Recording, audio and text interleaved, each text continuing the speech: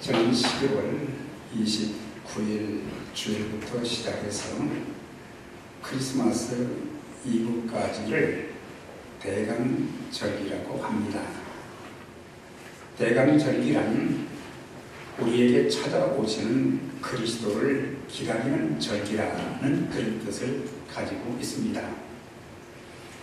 그러면 왜 그리스도인들이 매년마다 이때가 되면 대강절기를 지키느냐? 그것은 2000년 전에 이 땅에 인간의 몸을 입고 오신 그리스도의 탄생을 회고하면서 오늘날에도 그리스도께서 말씀과 영으로 우리 마음속에, 우리 가정 속에, 우리의 삶의 터전에 임해 주시기를 소원하는 그런 마음으로 우리가 지킬 뿐만 아니라 아직도 이 세상에는 예수가 그리스도가 되심을, 그분이 우리의 구원자 주님이 되심을 알지 못하고 거부하며 예수님을 영접하지 않은 그런 불신의 세계에도 임해주기를 간절히 고대할 뿐만 아니라 이제 머지않아 장차 영광의 그리스도께서 이 땅에 재림하실 그날을 고대하는 그런 관점에서 그리스도인들은 대강절기를 지키게 되는 것입니다. 오늘 요한복음 1장에 있는 이 말씀, 자, 우리가 같이 한번 이제 말씀을 이렇게 봉독하도록 그렇게 하겠습니다. 요한복음 1장을 한번 보십시다. 요한복음 1장 1절에서 5절, 그 다음에 14절 다 같이 봉독합니다. 시작. 애초에 말씀이 계시니라. 이 말씀이 하나님과 함께 계셨으니 이 말씀은 곧 하나님이시라. 그가 애초에 하나님과 함께 계셨고 만물이 그로 말미암아 지은 바 되었으니 지은 것이 하나도 그가 없이는 된 것이 없느니라. 그 안에 생명이 있었으니 이 생명은 사람들의 빛이라. 빛이 어둠에 비치되 어둠이 깨닫지 못하더라. 말씀이 육신이 되어 우리 가운데 거하시며 우리가 그의 영광을 보니 아버지의 독생의 영광이요 은혜와 진리가 충만하더라. 오늘 이 말씀을 우리가 잘 살펴보면 말씀이 육신이 되어서 오신 예수 그리스도 그분이 어떤 분이신가? 그리고 그분을 통해서 우리에게 하나님의 놀라운 그 사랑이 전해지게 됐는데 세상의 많은 사람들이 그리스도를 영접하지 못하고 영원한 지옥 형벌로 이제 들어가는 그런 안타까움을 이제 보면서 하나님께서는 사도 요한을 통해서 이 말씀을 주신 것입니다. 참 이 말씀은 굉장히 신비스러워요.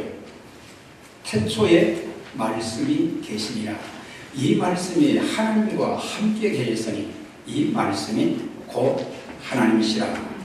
그가 태초에 하나님과 함께 계셨고 만물이 그로 말미암아 지은 바 되었으니 지은 것이 하나도 그가 없이는 된 것이 없느니라.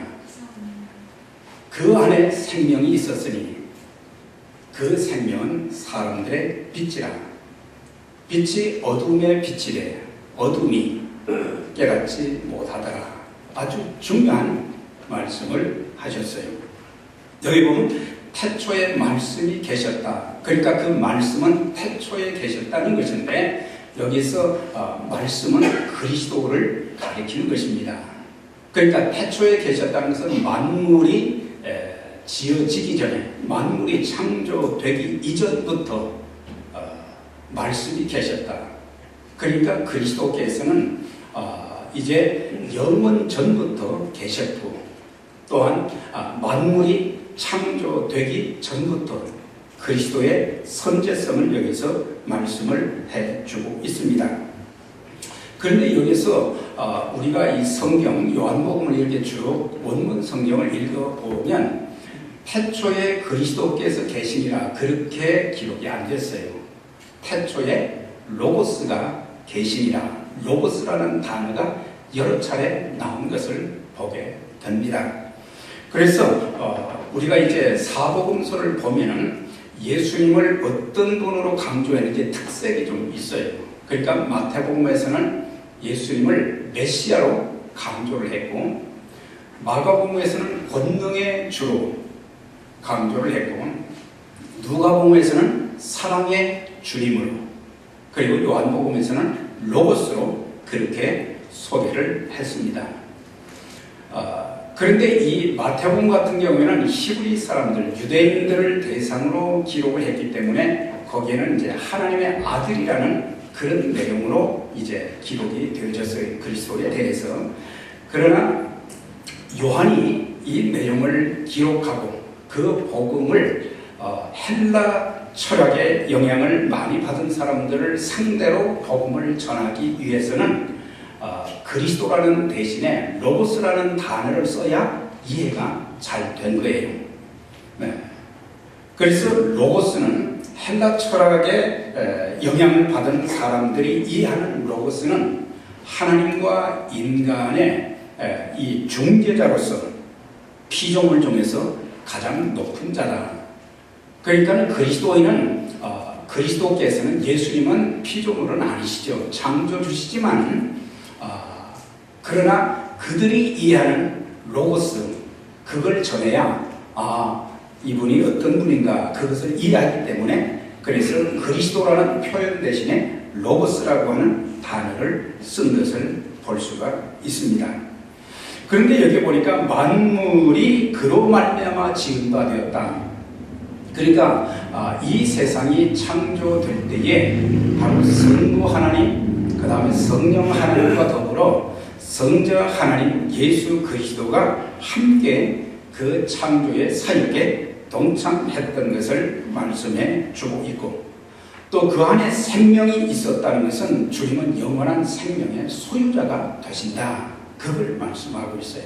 그래서 예수 안에 진정한 생명이 있는데 그 생명은 하나님의 생명이다 라고 하는 것이고, 그런데 그 생명이 있었는데 그 생명 안에 빛이 있었다.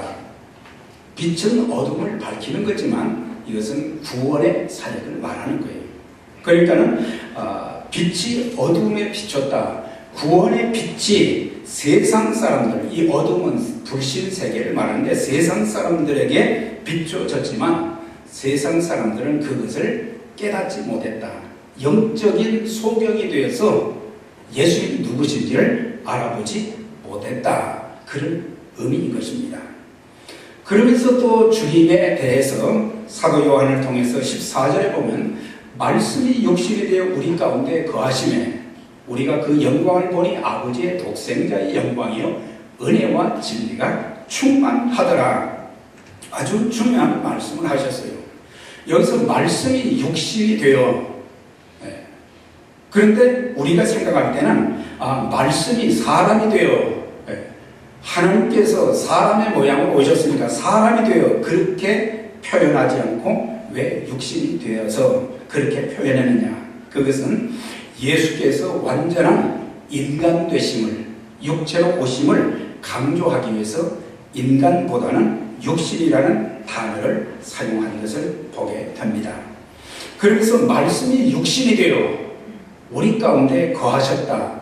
여기서 거한다고 하는 것은 천막을 쳤다 그런 뜻인 것입니다. 천막을 쳤다 그런 뜻인데, 하나님께서 이제 하늘의 보좌를 버리시고 인간의 몸을 입고 세상에 오셔서 우리를 만나 주셨다는 것입니다.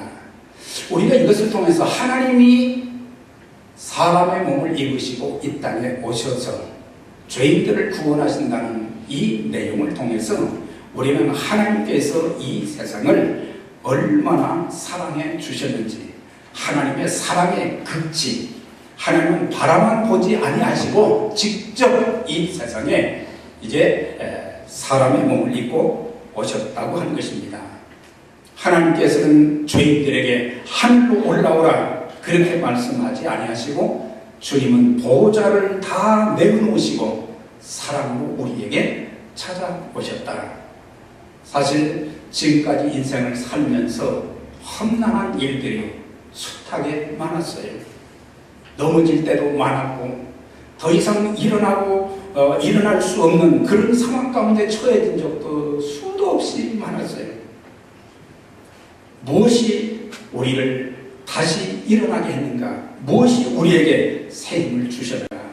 그것은 하나님께서 나를 변함없이 사랑하시고 나를 절대로 버리시지 않는다는 그 사랑은 나의 어려운 삶의 현장에서도 그분이 나를 떠나지 아니하시고 임마누엘 해주신다는 그 놀라운 사랑이 있었기 때문에 우리가 그 모든 역경과 시련을 이겨낼 수 있었던 것입니다. 그러면서 그는 뭐라고 또 계속 이제 말씀합니까? 바로 예수 그리스도 그분은 아버지의 독생자의 영광이요 은혜와 진리가 충만하다 그랬어요. 그러니까 하나님이 가지신 그 성품, 그 모든 것을 그리스도가 가지고 계시다는 것을 세상 사람들은 몰랐지만 사도 요한은 그것을 알게 됐어요. 그 안에는 이제 하나님의 영광이 충만하고 그 안에는 바로 은혜와 진리가 충만하신 분이시다. 그것을 알고 고백한 것을 볼 수가 있어요. 그러면서 이제 우리가 하나님께서 인간의 몸을 입고 이 땅에 오셨다고 하는 그 내용, 예언이 구약성경 여러 곳에 기록되어 있는 것을 보게 됩니다. 왜 하나님께서 인간의 몸을 입고 이 땅에 오셔야만 했는가? 우리가 창세기에 있는 말씀 보면은 하나님께서는 천지 만물을 창조하신 후에 인간을 창조하셨다. 그런데 인간을 창조하시되 하나님의 형상대로 지으셨다. 그렇게 말씀하셨어요. 그러니까 하나님의 성품을 가진 존재로 지으셨다라고 하는 것입니다. 그래서 첫사람 아담과 하와가 있게 되었는데 하나님이 그들에게 분명히 에덴 동산에서 살게 하면서 주신 말씀들이 있었어요. 그런데 그들은 하나님의 말씀에 순종하기보다는 불순종했습니다. 사탄의 말을 하나님 말씀보다 더 중요하게 여기면서 죄를 짓게 되었고 죄인이 되어서 심판을 받게 되고 영원한 지옥 형벌에 들어갈 수밖에 없는 그런 존재가 되었다는 것입니다. 한 번 죽는 것은 사람에게 정한 이치로 그 후에는 심판이 있을 것이다. 죄에 대해서는 반드시 하나님의 심판이 있게 될 것과 죄의 삭은 사망이라고 했어요. 죄의 삭은 사망이라는 것은 육신이 그냥 죽는다는 그런 의미보다는 영적으로 죽는다. 다시 말하면 지옥 형벌에 처해진다. 그래서 죄를 지은 자들마다 심판을 받게 되고 영원한 지옥 형벌에 들어가는 둘째 사망을 당하게 된다는 것을 말씀해 주고 있어요. 하나님께서 이제 사랑하시는 하나님의 형상대로 지음을 받은 그 사람들이, 사랑하는 사람들이 지옥 형벌에 들어가는 그런 모습을 보면서 하나님은 참 안타까워하셨어요. 그냥 보고만 계실 수가 없어서 독생자이신 예수 그리스도를 이 땅에 보내주시기로 작정을 하셨던 것입니다.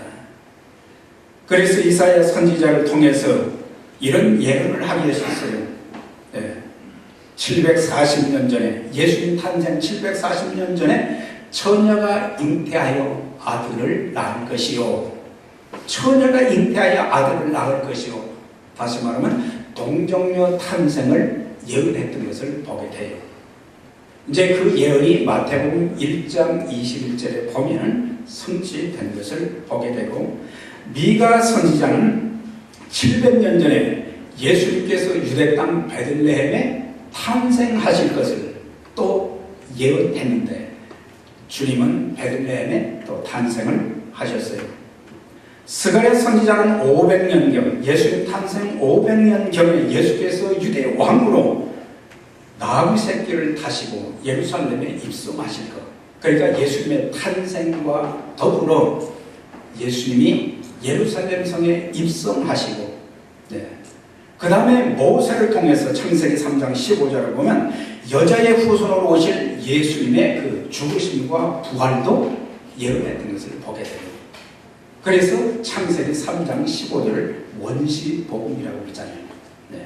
이렇게 구약성경 곳곳에는 500년 전, 700년 전, 740년 전, 그리고 이제 1500년 전에 그리스도의 탄생 1500년 전 경에 이미 이 땅에 하나님께서 죄인들을 구원하시기 위해서 메시아가 이 땅에 오실 것이라는 그것을 줄기차게 예언했지만 사람들은 그것을 믿지를 않았어요.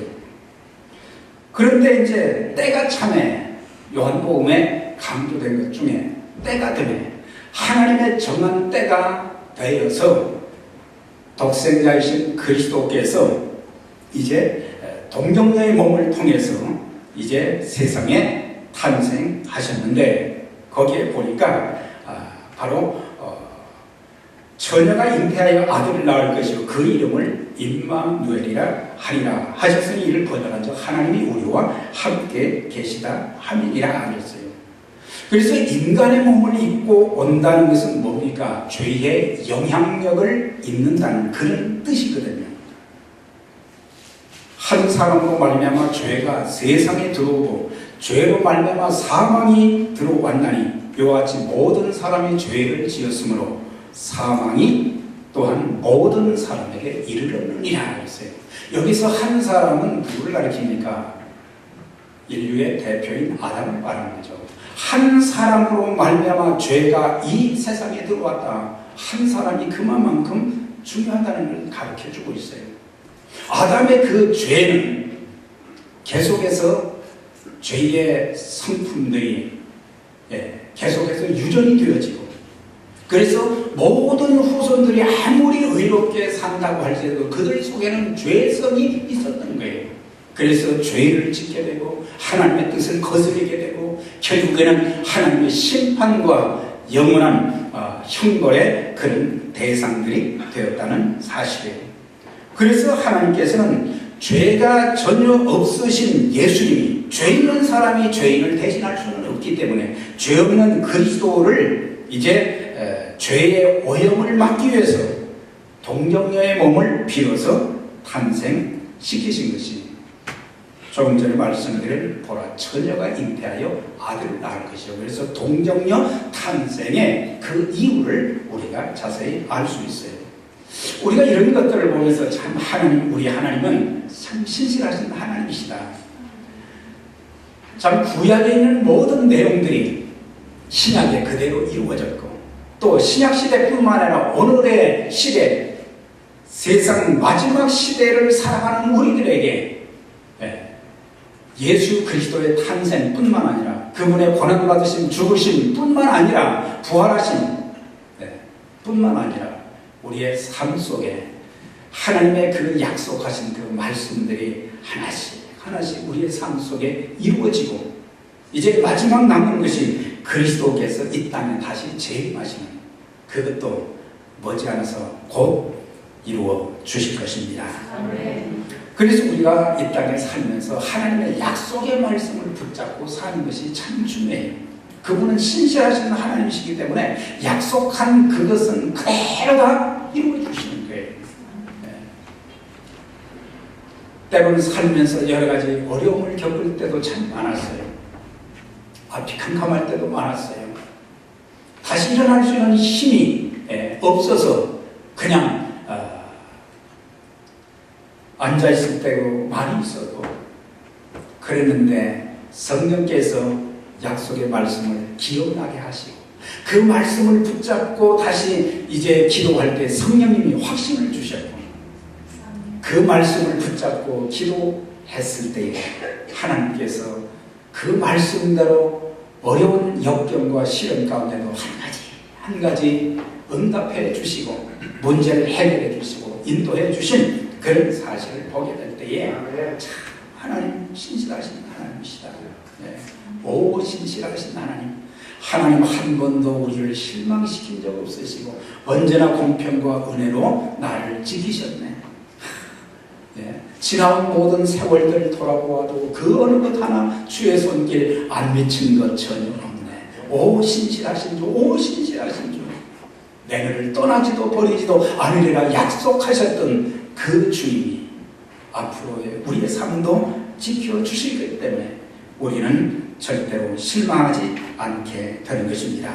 자, 그런데 이렇게 하나님께서 우리를 사랑하셔서 우리를 구원시키기 위해서 그리스도를 이 땅에 보내주셨지만 오늘 요한복음 1장 11절에 보니까 자기 땅에 오면 자기 백성이 영접지 아니하였으니 그랬어요. 그래서 예수님이 탄생하셨으니 그 당시에 헤롯과 또 서기관, 제사장들, 예루살렘의 모든 사람들이 예수님을 영접을 안 했어요.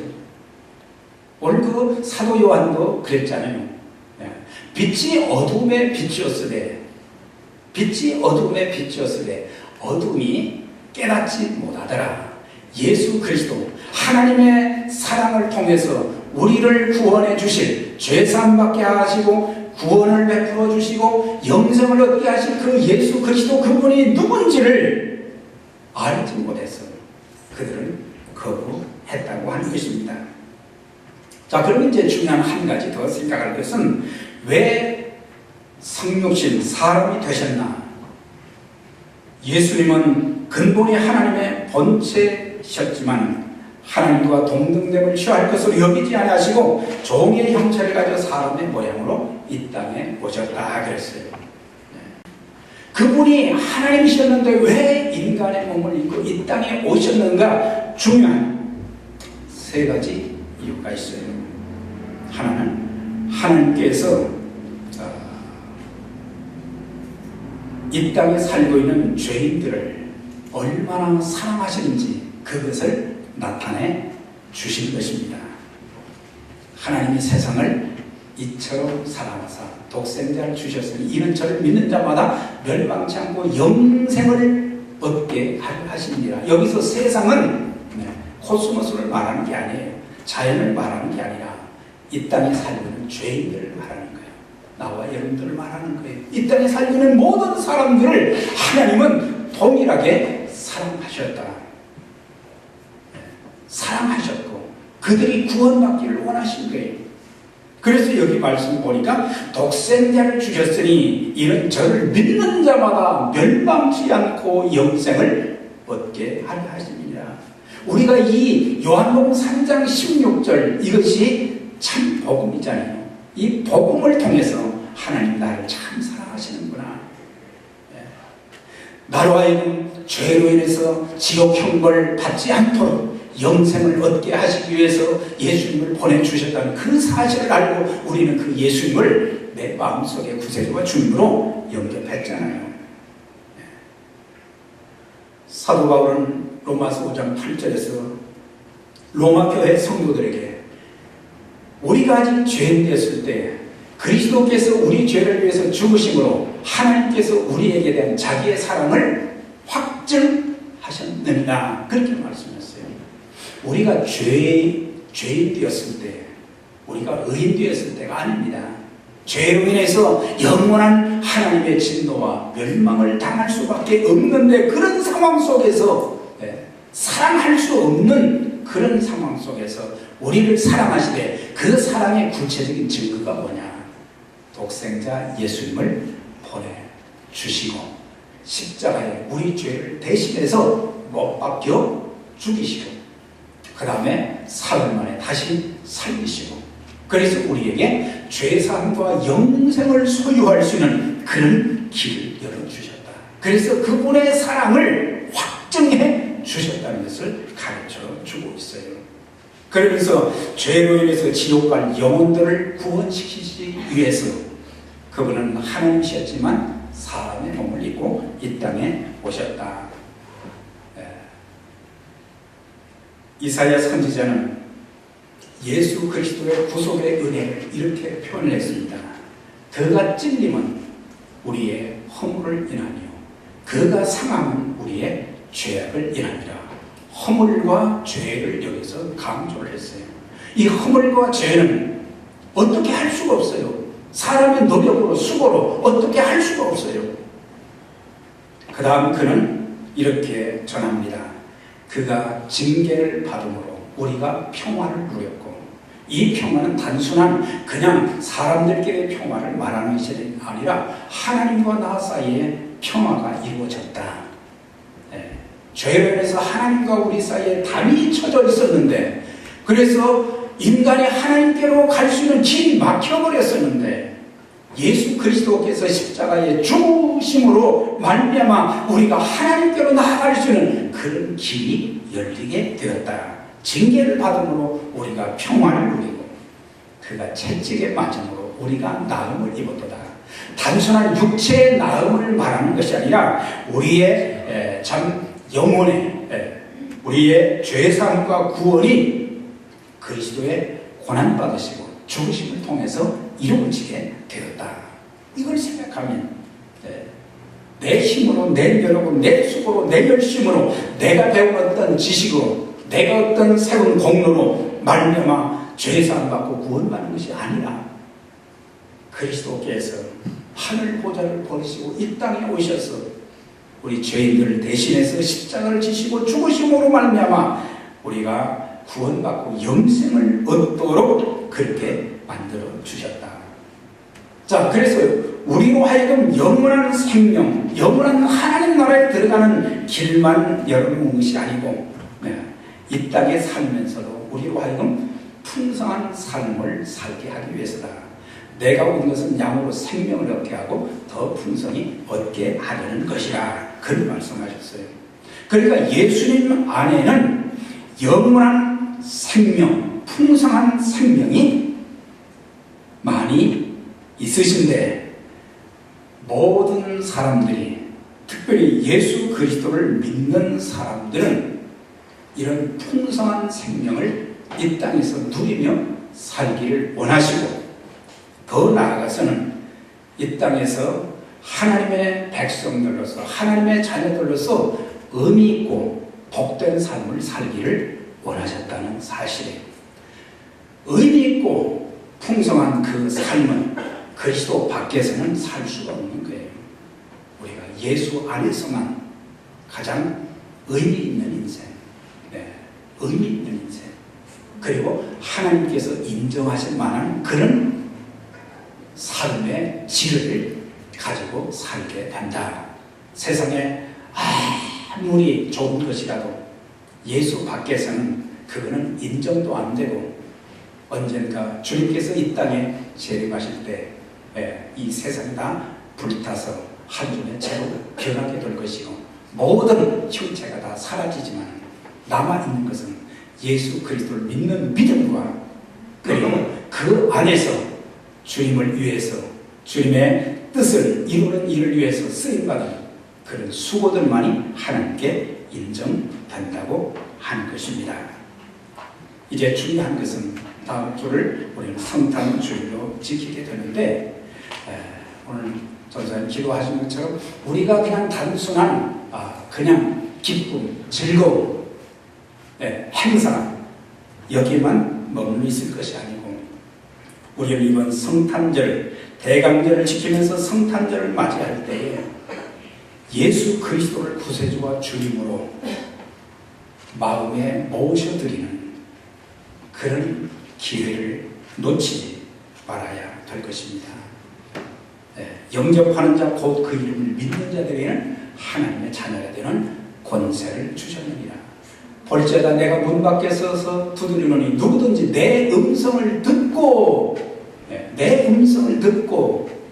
그런 사람들, 문을 열면 내가 그에게로 들어가 그로 더불어 먹고 그는 나로 더불어 먹으리라.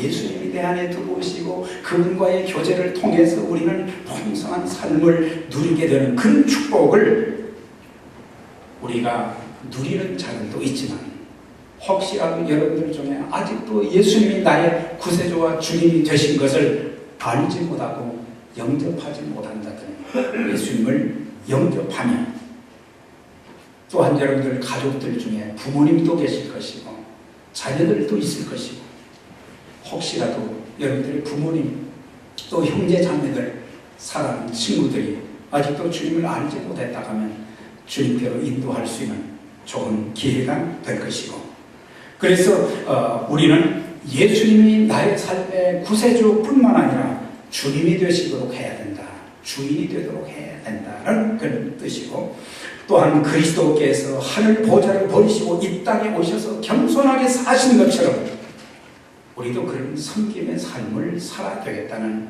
결단이 있어져야 된다. 인자에 온 것은 섬김을 받으려 함이 아니라 도리어 섬기라고 자기 목숨을 많은 사람의 대속물로 주려 함이라. 우리에게 섬김이 있어야 되는데 우리는 섬김만 잘 받으려고 할 때가 많지 않습니까? 섬김은 희생입니다. 그리스도께서 우리를 위해서 모든 것을 희생하신 것처럼 우리들에게도 그런 희생의 모습이 우리의 예배를 통해서, 우리의 삶을 통해서, 우리의 사역을 통해서 나타나져야 된다고 하는 것입니다. 가장 중요한 것은 화목한 것입니다. 하나님과도 화목할 뿐만 아니라 또한 사람들끼리도 화목해야 된다. 그리스도를 본받아서 가족들이, 어떤 가정은 늘 화목하고 기쁨이 넘치지만 어떤 가정은 늘 서로 찡거리고 싸우고 비판하고 등지고, 그런 가정들, 깨어진 가정들이 숱하게 많지 않습니까? 부부간에, 부모 자식 간에도 서로의 귀한 존재를 잘 몰라서 화목하지 못하고 서로 원수처럼 등지는 그런 일도 있지 않습니까? 우리가 처한 공동체 어디 가서든지 우리는 화목을 깨뜨리는 자들이 아니라 서로 하나 되게 하는 그런 역할을 감당해야 되는 것입니다. 그래서 불화의 도구가 아닌 화목의 도구가 되어야 된다. 저가 그리스도로 말미암아 우리를 자기와 화목하게 하시고 또한 우리에게 화목하게 하는 직책을 주셨느니라. 예수님은 우리들은 하나님과 화목한 자들은 화목하게 하는 직책을 하나님께로부터, 주님께로부터 받은 자들이다. 그래서 내가 들어가면은 화목해 하는 역사가 있단 말이죠. 그런데 내가 들어가면은 꼭 화목한 분위기가 깨어지고 사람들이 등지게 만들고 이러면은 안 되지.